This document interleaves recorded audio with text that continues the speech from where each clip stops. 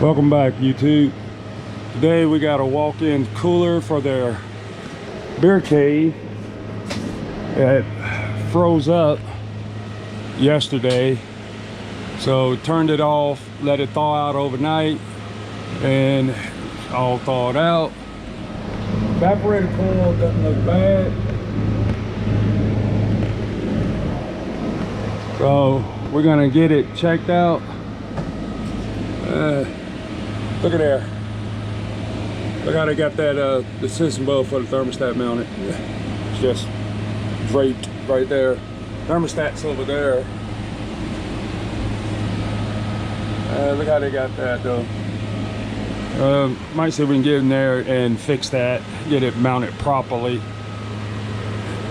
and get this unit checked, get the defrost clock checked, pressures, see what find what caused it to freeze up, or if it was just a matter of freezing up because they left the door open or something like that. So we're gonna get some stuff to open it up, get it checked out, and take you along.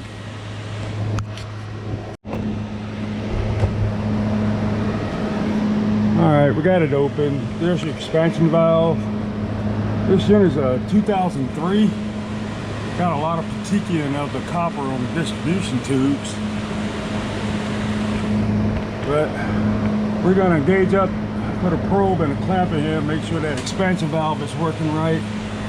Drain pan is empty, so drain is flowing after it thawed out. And there's our thermostat. We're gonna make sure that's working, and so get back up in here, mount that sensing bulb up behind the evaporator, and we can, let's see,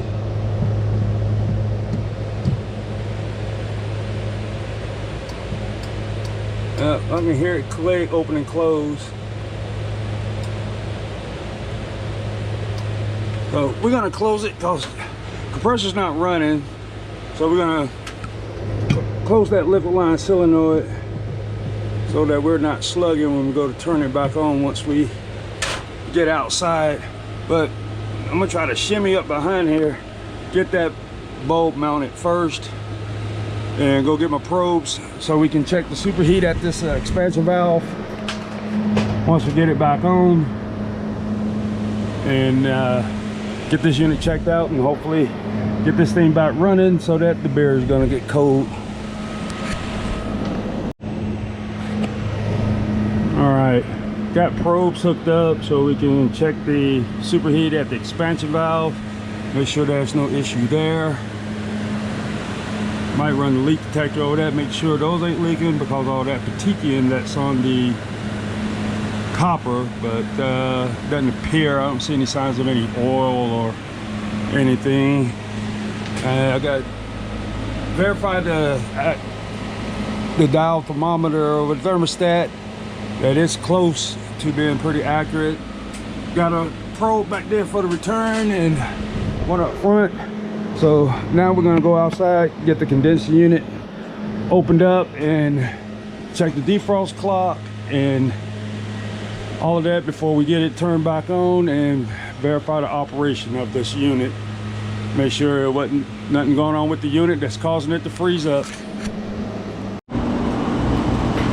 All right, this is our condensing unit for the beer cave.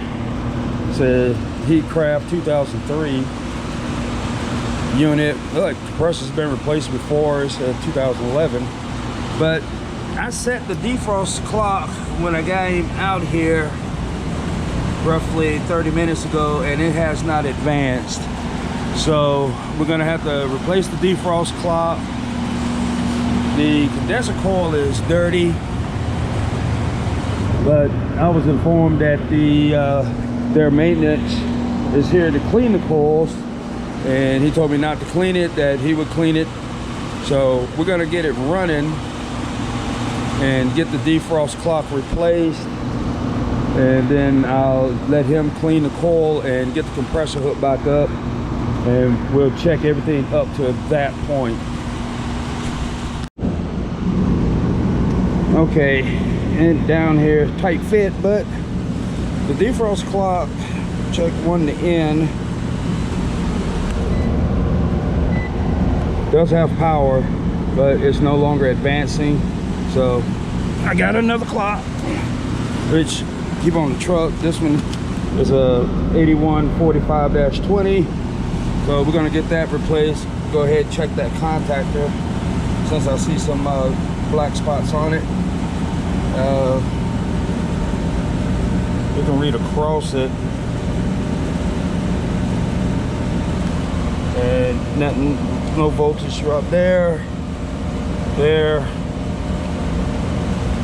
Contacts are making good contact.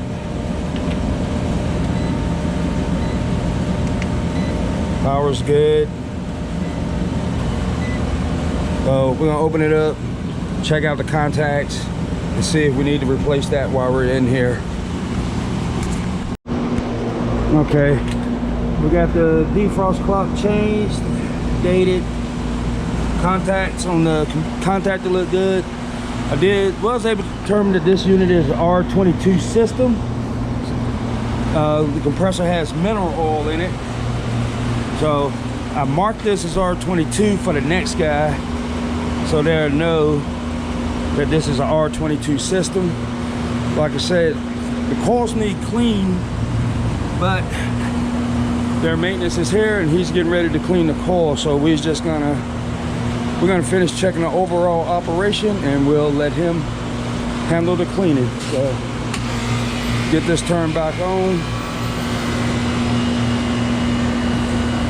Make sure the sight glass is clear and the unit is operating before we give it to him, so he can do a PM on it and clean the coils. Be back in a minute. Okay, YouTube, I'm back. Had an issue with this compressor. It wouldn't pump down. To get down to about 15 psi. Wouldn't never get past the low pressure switch, even though the liquid line cylinder was closed. So we got bad valves in the compressor, won't let it pump down. So pulling the gas out, we're gonna put in a new compressor, dryer. I'm gonna go ahead and replace the power head and screen on the TXV. Make sure those are good since this unit is old, and try to get this thing back up and running today. Right now I'm recovering the gas out, and I'll be back when we get this out and get ready to get this compressor out.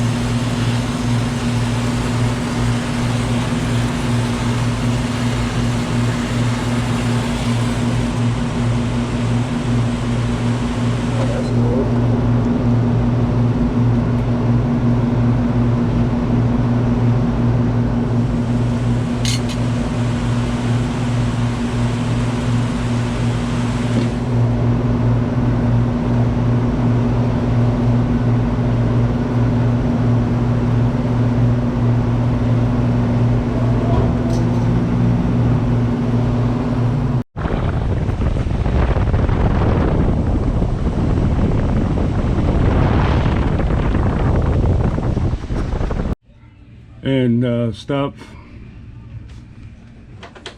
and there's the screen. We're gonna replace that, put in a new power head. We're gonna do that after I finish soldering in the compressor and the dryer, and pull right before we pull the vacuum, and then convert this over to 407C.